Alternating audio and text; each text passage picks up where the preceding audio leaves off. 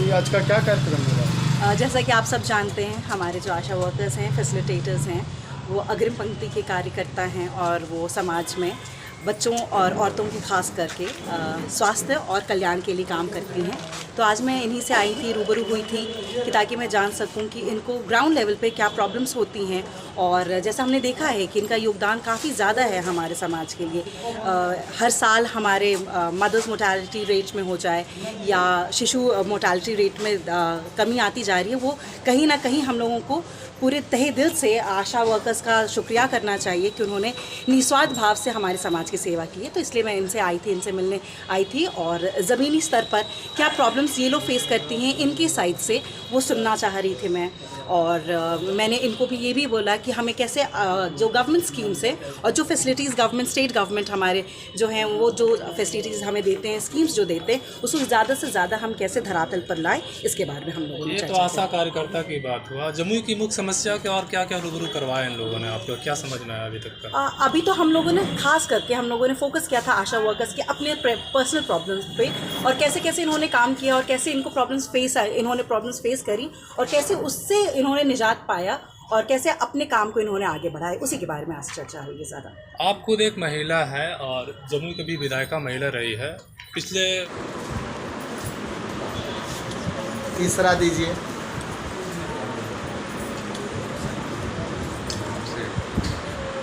चौथा बहन चौथा दीजिए।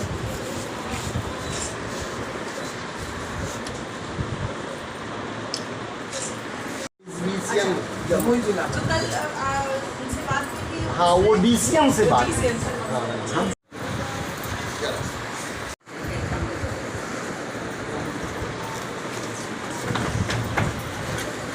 मेरा चाह रही थी कि आप लोग जब जाते हैं काम करते हैं, आप जो सर्विस दे रहे हैं सोसाइटी को, वो तो काबिल तारीफ है। और आप लोगों को सब एक आज आपके नाम की तरीके से आप आशा वर्कर के नाम से देखते हैं कि आप लोग हैं तो आप लोग हिम्मत है हमारे समाज के कल्याण में आप लोगों का बहुत ज़्यादा योगदान है। उसके लिए मैं आप लोगों को प्रणाम करती हूँ, हृदय से धन्यवाद है।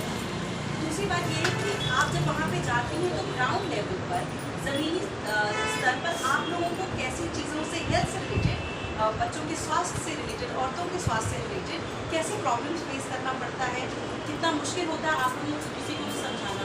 क्योंकि जैसा आप लोग जानते हैं कि आप लोग के मेन काम में है कि इंस्टीट्यूशनलाइज डिलीवरी कराना। जो पहले घर में होते थे, अब आप लोग ज़्यादा से ज़्यादा कोशिश करते हैं हॉस्पिटल्स में, पर आप लोगों को भी दिक्कतें होती होंगी लोगों को समझाने में, कन्विंस करने में कि क्यों उनको हॉस्पिटल जाना चाहिए। तो मैं इन्हीं बातों पे चर्चा करना चाह रही हूँ आप लोगों से, आप लोगों का एक्सपीरियंस जानना चाहती हूँ कि जब आप काम करती हैं तो आप लोगों को कैसी दिक्कतें आती हैं लोगों को समझाने में, और फिर आप लोग खुद के ही पर्सनल, क्योंकि हम एक औरत हैं, at the end of the day जब हम समाज में काम करने जाते हैं, समाज की प्रॉब्लम जब सॉल्व करते हैं, हमारी भी अपनी खुद की कुछ प्रॉब्लम्स होती है, तो मैं उसके बारे में जानना चाहती हूँ। इनके संबंध में 2-3 बात बता के बाद में आप लोगों का राय हम लोग जानेंगे। पहली बात तो ये मुझे बताना है कि इनकी लालसा है हमारे बीच है। हम अपनी ओर से, आप सबों की ओर से इनका हार्दिक अभिनंदन करना चाहते हैं। बहन आप सभी जमुई की माटी की बहन है, देवी है। आज सरकारी अतिथि गृह के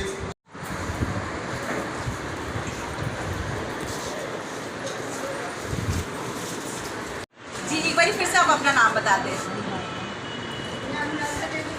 जी जी जी अनुराधा जी, आपसे शुरू करें हम लोग बात करना।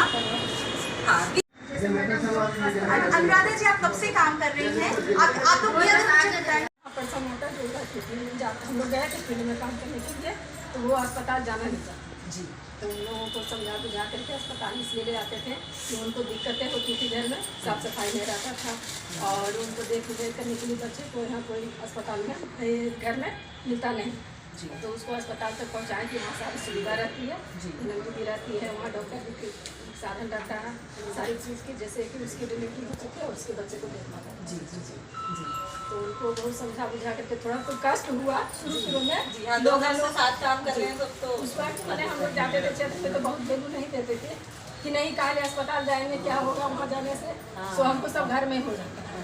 तो उनको बताएं कि उनको सुविधा यही है, 1400 रुपया नहीं मिलेगा, ये लोन दे करके उसको अस्पताल तक पहुँचाएं। तो जाने लगे तो उसको कुछ मिलने लगा, तो उनको लगा कि हाँ नहीं, सारी दवाई भी मिल जाती है फ्री में और उसकी सेवा फ्री हो जाती है, पैसा मिल जाता है।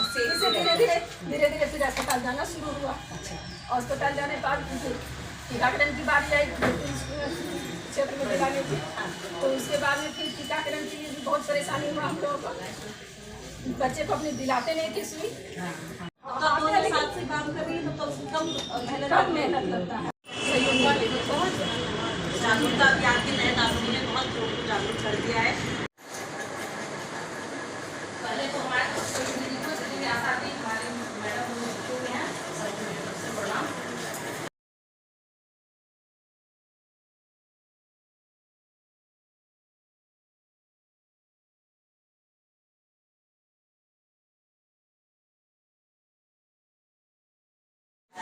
क्योंकि किशोर कितना ही उसका ट्रेनिंग दीजिए, उसको समझाइए, तो उसमें अभी जागरूकता जरूर है।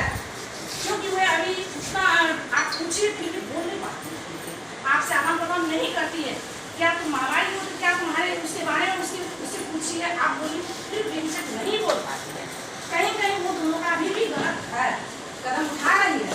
क्योंकि अभी जागरूक समस्या ये सब थी, तो अब तो कुछ है जो परिमला भी कुछ बोली, वो भी में आया है, DHS में आया है, DGS में आया है।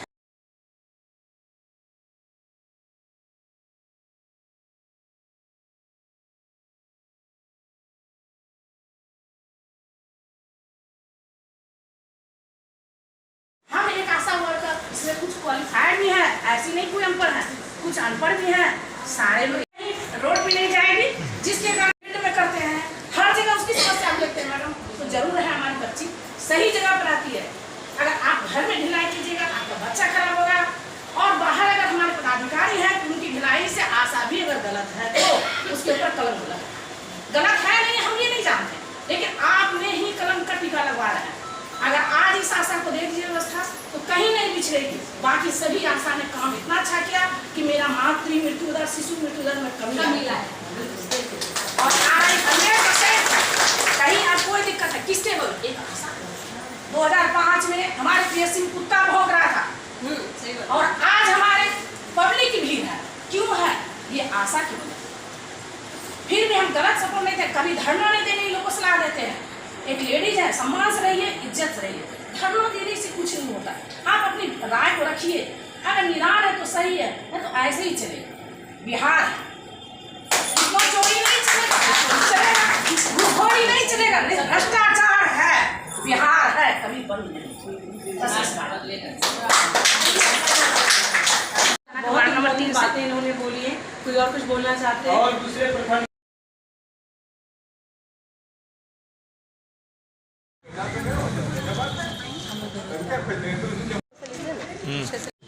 जी, आज का क्या कार्यक्रम होगा? जैसा कि आप सब जानते हैं, हमारे जो आशा वर्कर्स हैं, फैसिलिटेटर्स हैं, वो अग्रिम पंक्ति के कार्यकर्ता हैं और वो समाज में बच्चों और औरतों की खास करके स्वास्थ्य और कल्याण के लिए काम करती हैं। तो आज मैं इन्हीं से आई थी, रूबरू हुई थी कि ताकि मैं जान सकूं कि इनको ग्राउंड लेवल पे क्या प्रॉब्लम्स होती हैं। और जैसा हमने देखा है कि इनका योगदान काफ़ी ज़्यादा है हमारे समाज के लिए। हर साल हमारे मदर्स मोर्टालिटी रेट में हो जाए या शिशु मोर्टालिटी रेट में कमी आती जा रही है, वो कहीं ना कहीं हम लोगों को पूरे तहे दिल से आशा वर्कर्स का शुक्रिया करना चाहिए कि उन्होंने निस्वार्थ भाव से हमारे समाज की सेवा की है। तो इसलिए मैं इनसे आई थी, इनसे मिलने आई थी और ज़मीनी स्तर पर क्या प्रॉब्लम्स ये लोग फेस करती हैं इनकी साइड से वो सुनना चाह रही थी मैं।